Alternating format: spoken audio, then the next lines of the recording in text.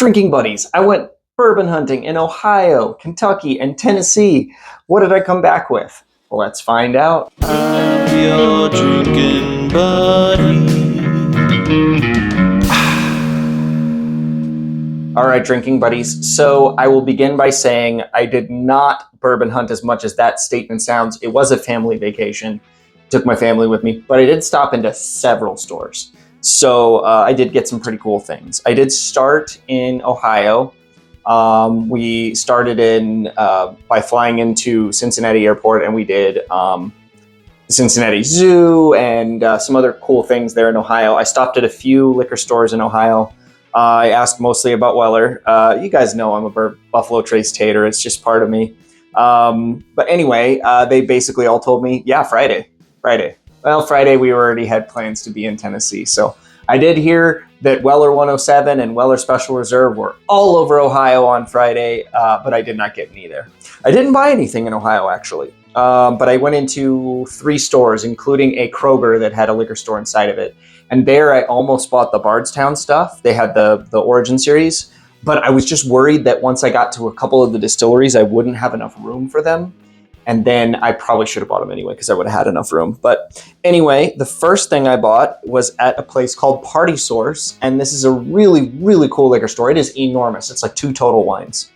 And I'll put some of the cool stuff I saw in there here because they had some old Carters. And I just didn't want to break the bank that soon. They had some old Carters, and they had basically the entire line of Fort Gates. They had Knob Creek 18 just sitting on the shelf, a couple bucks more than retail, but not too high. And they also had Booker's just sitting on the shelf, a couple bucks more than retail. So if you're in the area, I recommend checking. It's in New Haven, and it's called Party Source, and it's in the same parking lot as the New Riff Distillery. And so if you can kill 2 birds with 1 stone, tour New Riff, go to Party Source. Apparently it used to be owned by the people who own New Riff. And when he, could only focus on one, he sold off Party Source to his employees. Anyway, cool story. But while I was there, I picked up nothing too exciting, but it's not available in my area. I grabbed a Chattanooga 111 because they don't have Chattanooga in Arizona. And I really like these. People have sent me samples and I really like it. So I wanted to have a bottle. Next up, I went to New Riff, and not the distillery. I went to their rick houses, and it's in an old trolley house where the trolley line went through, and they would, really awesome. My tour guide was really cool. We toured all the rick houses. He showed us why they age the way they do in barrels. They went through the whole story of their company history. And then he chose someone to pick a barrel. He picked a barrel, and we pulled whiskey right out of it and poured it into glasses for everyone to enjoy. We went back to a tasting room, and we had full pours of that, a pick of the bourbon, the bottled and, the 100 proof bourbon, a pick of the rye, the bottled and bond rye. And then after we were done with that, he let us try a couple other things. I'm not entirely sure he was supposed to, so hopefully he doesn't get in trouble. I won't mention his name for this reason, but he brought out the Bottled and Bond series. It was a special edition with blue corn, blue something. I will put the name right here. And then also their single malt. And I liked the single malt, but not enough to buy it. I'm an American single malt lover, but I'm a bourbon first guy, and so therefore I had to buy a bourbon. And this one this one caught my eye. It wasn't available for tasting there, so I really wanted to try it. It's a straight bourbon whiskey, but the trick on this one is it's 113.5 proof. It's a special edition, but it's got 30% of its mash bill is malted rye. So it's corn, 30% malted rye, and then 5% malted barley, aged at least 4 years. Silver Grove. And I picked this one because that malted rye in the mash bill. And you know what? We're going to try a little bit of it right now. I'm going to put this in a short as well. So you know what? You might see this review twice, but I'm only going to give the most basic of tasting notes here. Oh, it sure smells nice. That is so sweet. It's caramel and brown sugar and vanilla, maple syrup.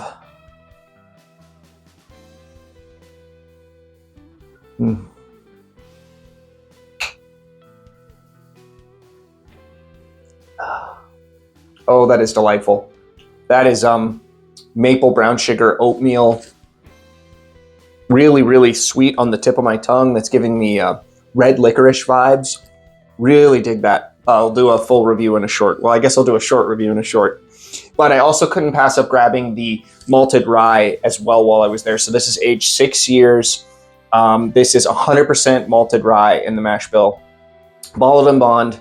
And yeah, I did not have this at the distillery, but somebody has given me a sample before, and I really liked it. I've always wanted to get a bottle. They don't sell it in Arizona, so I had to buy that guy. Well, the new Riff experience was really cool. The people that I was on the little tasting with were really nice. They were really fun. Next up was we were headed to Buffalo Trace. So the next morning, we set aside something for my family to do while I went and did the Buffalo Trace just tour. And I forgot one. I should have. We'll throw it in now. Before I left town, I grabbed this E.H. Taylor small batch. This is going to be a very interesting. I'm going to have to explain myself on this one because some of you guys are going to call me a hoarder. Anyway, there's an explanation. We'll get to it. Now, next up, we went to the Buffalo Trace. We walked in, and you can buy 2 of whatever their bottle for the day is. I had been told it was going to be Eagle Rare, so I was a little disappointed. I don't need any Eagle Rare. I like Eagle Rare just fine, but I was hoping for Blanton's or E.H. Taylor. Well, right before we get there, somebody texted me, or put in the channel member chat that it was going to be E.H. Taylor Day. So I was like, sweet. And he showed me, somebody posted online a picture of the line, and the line was already like 300 people long. Why? Most of these people are not taking a tour. Well, it's basically the only distillery in Kentucky that you're guaranteed to get something allocated if you go there. So the lines can get pretty crazy. But we were able to each buy a E.H. Taylor small batch. So I bought one and my wife bought one. Now I know what you might be thinking here. There's now 3 E.H. Taylors on the bar top. You're never going to drink these. What are you doing? You're a hoarder. Well, out of all of the regular edition allocated bottles from Buffalo Trace, this is the one I'm most likely to drink. But also, I can trade these. I can do them for trade them up for other things. So that's why I got them. I'm going to put them in the hands of somebody who will give me something more highly allocated that I can't buy at retail. So that's why I do this. I do advocate for trading, because for these 3 E.H. Taylors, something in the range of a Stag Junior, I'd way rather have that. So that's why I did it. I'm going to do an entire breakdown of the Buffalo Trace tour in another video, so stay tuned for that. That one will come out a little later.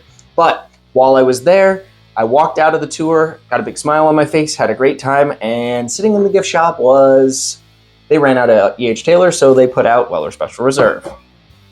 You're only supposed to get one or the other. However, you can only buy one of each for every 90 days. They put your driver's license in a system. I don't live in Kentucky. I've never been to the distillery before. I'm not on their list. So I brought it up to the counter. I was honest. I said, I already got the E.H. Taylor. Can I buy this? And she's like, well, have you bought one before? And I'm like, no. And she's like, yeah, then you can. So pretty cool that happened. Next, we drove down to Tennessee, and I did stop at a couple places. Couple like hole-in-the-wall spots, more hole-in-the-wall spots in Kentucky. I'm going to put some of their stuff right here. We saw, some of those museum prices that you see, like the bad things you hear about Kentucky liquor stores, the bad things you hear about the secondary market, pushing those prices up. It was all over Kentucky. A lot of these liquor stores were just awful. So there's a couple examples right there. But once we got to Tennessee, right by our hotel was a Total Wine. And I like buying things at Total Wine for many reasons. 1, I get points towards my allocated raffles. And 2, their pricing is usually pretty good. Lately, they've been a little bit higher than the competition, but they're still not outrageous. And there was a lot of things I wanted to get there, but I knew that I was pushing it with my suitcase, so I only grabbed one. But I saw this Ben Holiday. This is soft red wheat. It's 6 years old. It's bottled and bond, and it's Missouri straight bourbon whiskey. I've heard so many good things about Ben Holiday. And it was the same price as the regular bourbon that's bottled and bond, but I'm a sucker for a wheater, so I really want to try that one. That was my last stop in Tennessee. Didn't get to tour any distilleries there. Like I said, it was mostly a family trip, so I wasn't really able to spend an exorbitant amount of time hunting for bourbon. But, I'll throw this meme right here that kind of explains where I'm at when it comes to hunting. And that's where we're at right now, drinking buddies. So make sure you just subscribe to see more. I'm definitely going to do a full tour story about my experiences touring Buffalo Trace.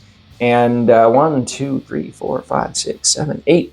8 Bourbon Hall in Ohio, Kentucky, and Tennessee. I guess I should say Arizona, Kentucky, and Tennessee, because I didn't buy anything in Ohio, and I bought this one in Arizona. Whatever.